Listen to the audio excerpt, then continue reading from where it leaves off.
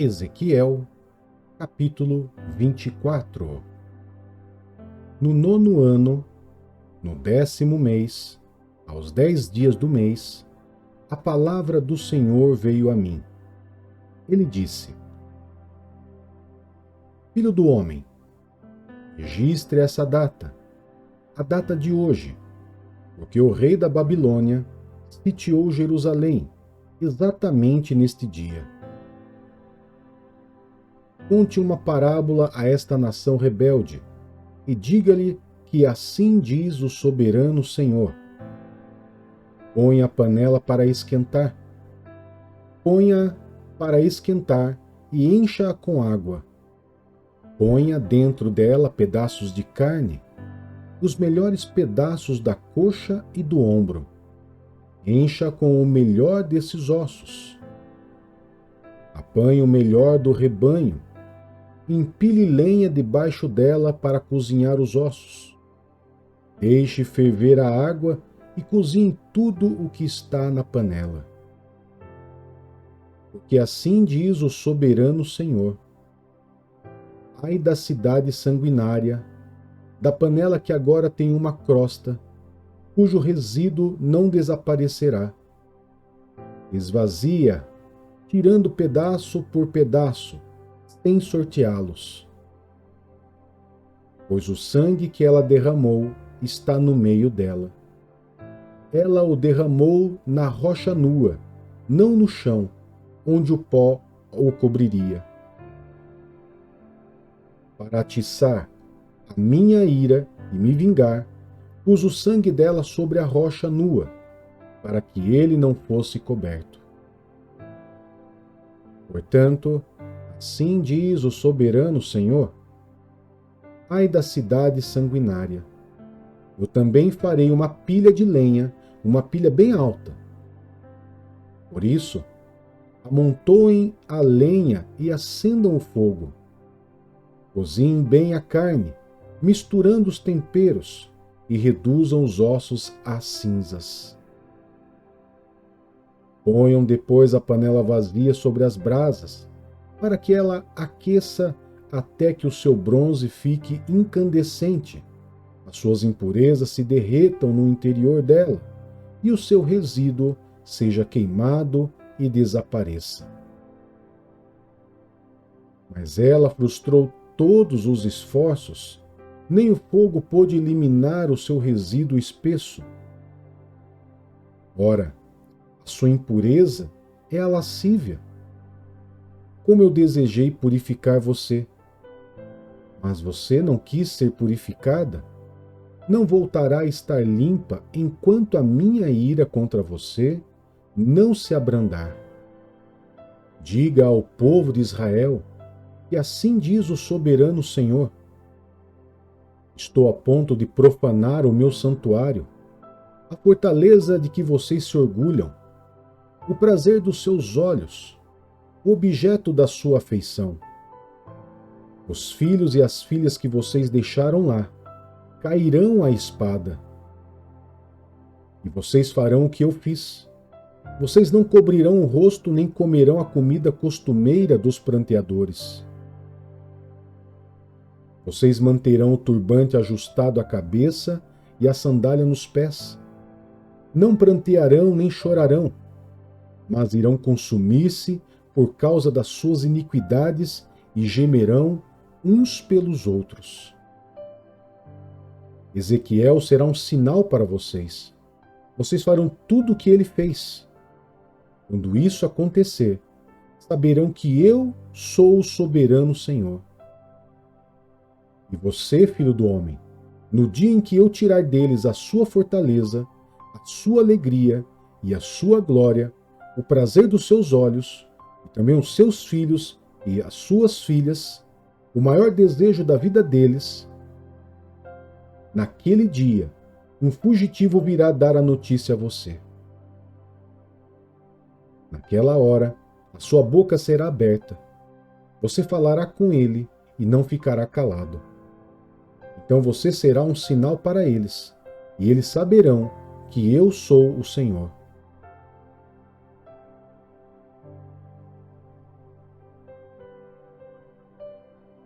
2 Samuel, capítulo 17.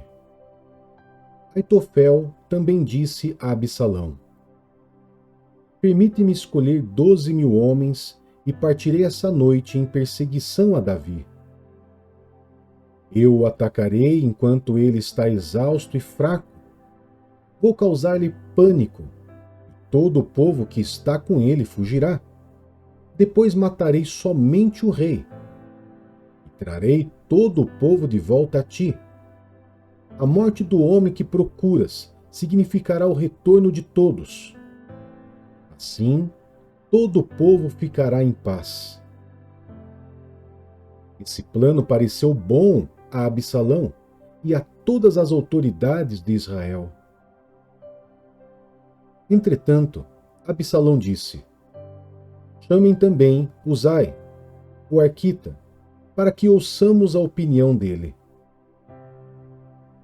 Quando Uzai entrou, Absalão lhe disse: Aitofel deu-nos o conselho dele. Devemos fazer o que ele diz, ou você tem outra opinião? Uzai respondeu: o conselho que Aitofel deu desta vez não é bom. Sabes que o teu pai e os homens que estão com ele são guerreiros, e estão furiosos como uma ursa selvagem, da qual roubaram os filhotes. Além disso, o teu pai é um soldado experiente, e não passará a noite com o exército. Ele agora já deve estar escondido em uma caverna ou em outro lugar. Se alguns dos teus soldados forem mortos no primeiro ataque, quem souber disso dirá: houve matança no meio do exército de Absalão. Então, até o mais bravo soldado, corajoso como o leão, ficará morrendo de medo, pois todo Israel sabe que o teu pai é um guerreiro valente e conta com soldados corajosos. Por isso, dou o seguinte conselho: que se reúnam a ti todos os homens de Israel, desde Dan até Berseba, tantos como a areia da praia, e que tu mesmo os conduzas na batalha. Então o atacaremos onde quer que ele se encontre, e cairemos sobre ele como o orvalho cai sobre a terra. Nem ele, nem nenhum dos homens que o acompanham escaparão. Se ele se refugiar em alguma cidade, todo Israel levará cordas para lá, e arrastaremos aquela cidade para o vale, até que não reste ali nem sequer uma pequena pedra. Então Absalão e todos os homens de Israel disseram: o conselho de Uzai, o arquita, é melhor do que o de Aitofel, pois o Senhor tinha decidido frustrar o bom conselho de Aitofel, a fim de trazer ruína sobre Absalão. Uzai contou aos sacerdotes Adoque e Abiatar. Aitofel deu tal e tal conselho a Absalão e às autoridades de Israel, mas eu os aconselhei a fazer isso e isso. Agora, avisem imediatamente o seguinte a Davi: não passe a noite nos pontos de travessia do Jordão, no deserto, mas atravesse logo o rio, senão o rei e todo o seu exército serão exterminados. Jonatas e Aimaas estavam em Rogel. Como não podiam arriscar-se a serem vistos entrando na cidade, uma serva os informava regularmente, e eles iam e informavam o rei Davi. Contudo, um jovem os viu e avisou Absalão. Então os dois partiram rapidamente e foram para a casa de um habitante de Baurim, que tinha um poço no quintal. Eles desceram ao poço e a dona da casa colocou a tampa no poço para disfarçar. Espalhou grãos de cereal por cima. Os soldados de Absalão chegaram à casa da mulher e lhe perguntaram: onde estão Aimaas e Jonatas? A mulher respondeu: eles atravessaram as águas. Os homens os procuraram sem sucesso e voltaram a Jerusalém. Tendo eles ido embora, os dois saíram do poço e foram informar o rei Davi. Falaram-lhe do conselho que Aitofel dera contra ele e lhe disseram que atravessasse imediatamente o Jordão. Então, Davi e todo o seu exército saíram, e quando o sol nasceu, todos tinham atravessado o Jordão. Vendo Aitofel que o seu conselho não havia sido aceito, selou o jumento e foi para casa na sua cidade natal. Pôs seus negócios em ordem e depois se enforcou. Assim morreu e foi sepultado no túmulo do seu pai. Davi já tinha chegado a Manaim, quando Absalão atravessou o Jordão com todos os homens de Israel. Absalão havia nomeado Amasa, comandante do exército, em lugar de Joabe. Amasa era filho de Jéter, um ismaelita que havia casado com Abigail, filha de Naás, irmã de Zeruía, mãe de Joabe. Absalão e os israelitas acamparam em Gileade.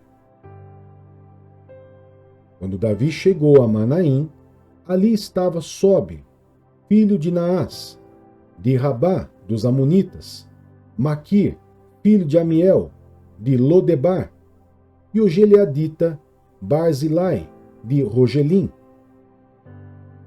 Esses trouxeram a Davi e ao seu exército camas, bacias e utensílios de cerâmica e também trigo, cevada, farinha, grãos torrados, feijão e lentilha. Mel e coalhada, ovelhas e queijo de leite de vaca, pois disseram: o povo deve estar faminto, exausto e sedento no deserto.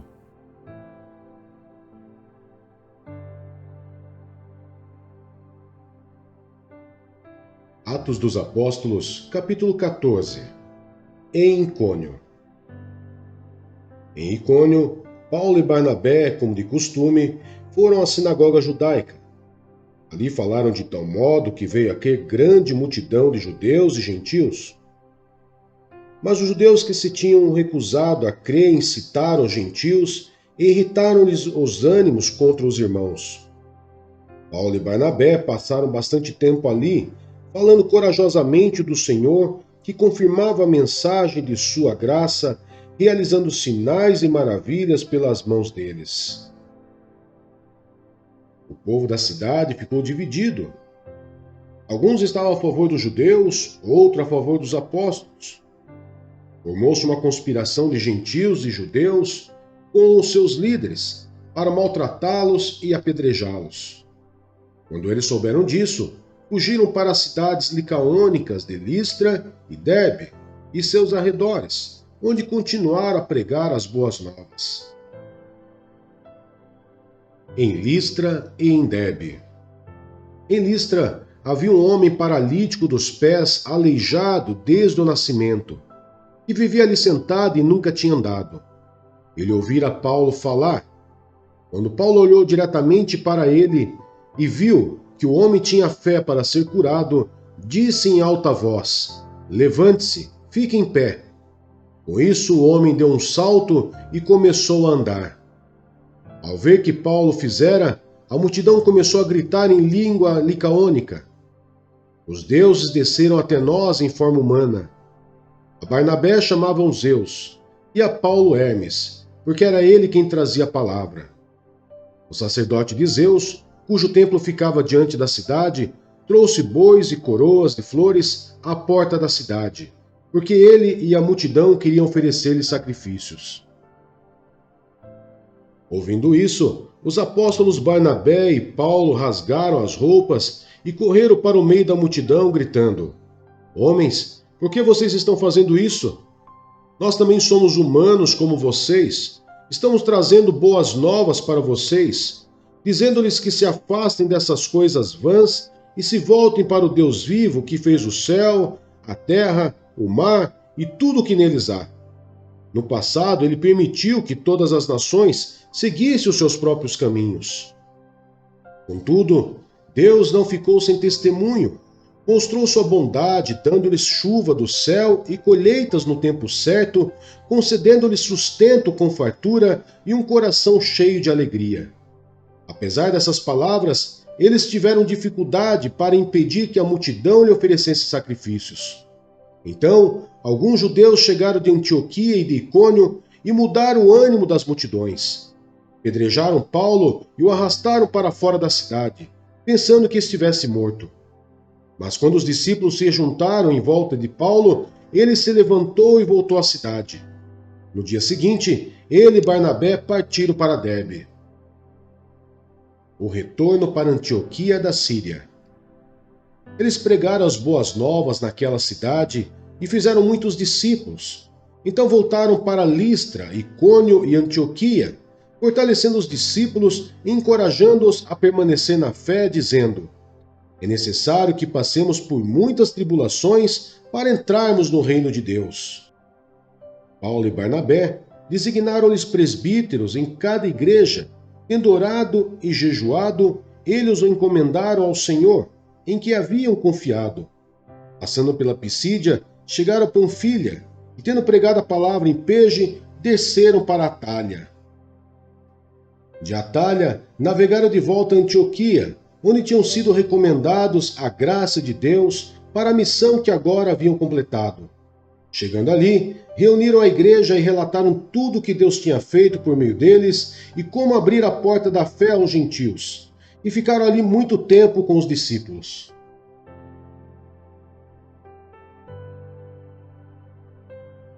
Gálatas, capítulo 4. Digo, porém, que, enquanto o herdeiro é menor de idade, em nada difere de um escravo, embora seja dono de tudo. No entanto, ele está sujeito a guardiães e administradores até o tempo determinado por seu pai.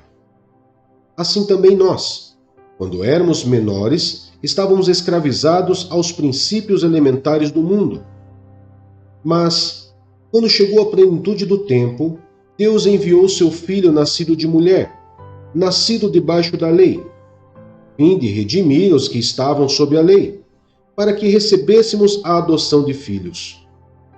E porque vocês são filhos, Deus enviou o Espírito de seu Filho ao coração de vocês, e ele clama: Abba, Pai. Assim, você já não é mais escravo, mas filho. E por ser filho, Deus também o tornou herdeiro. A preocupação de Paulo com os Gálatas. Antes, quando vocês não conheciam a Deus, eram escravos daqueles que, por natureza, não são deuses. Mas agora, conhecendo a Deus, ou melhor, sendo por Ele conhecidos, como é que estão voltando àqueles mesmos princípios elementares, fracos e sem poder? Querem ser escravizados por eles outra vez?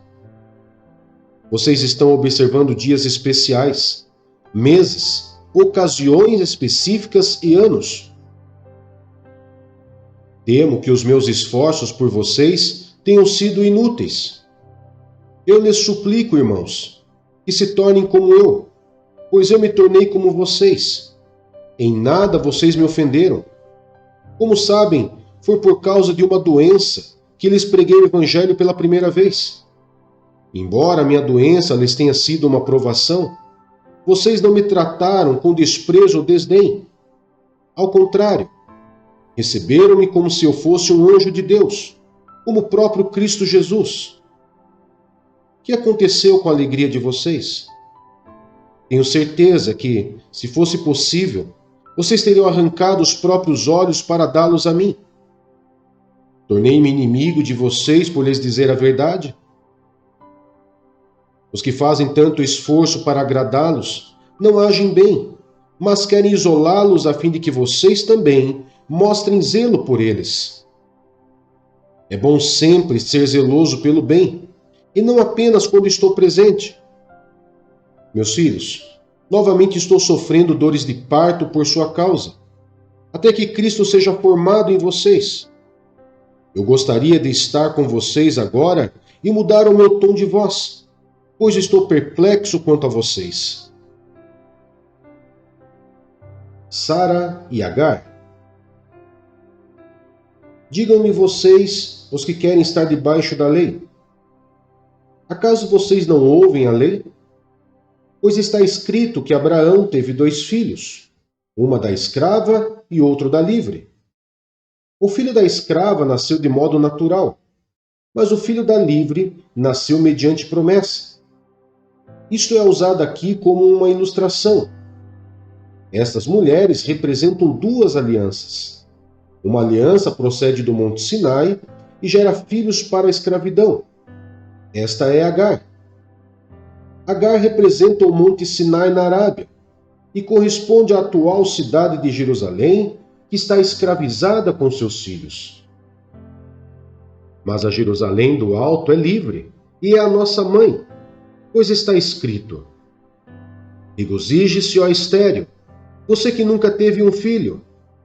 Grite de alegria, você que nunca esteve em trabalho de parto, porque mais são os filhos da mulher abandonada do que os daquela que tem marido.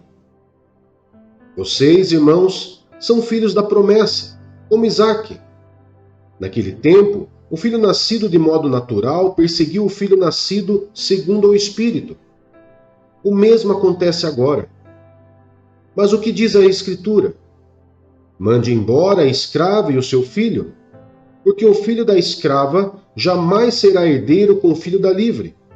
Portanto, irmãos, não somos filhos da escrava, mas da livre.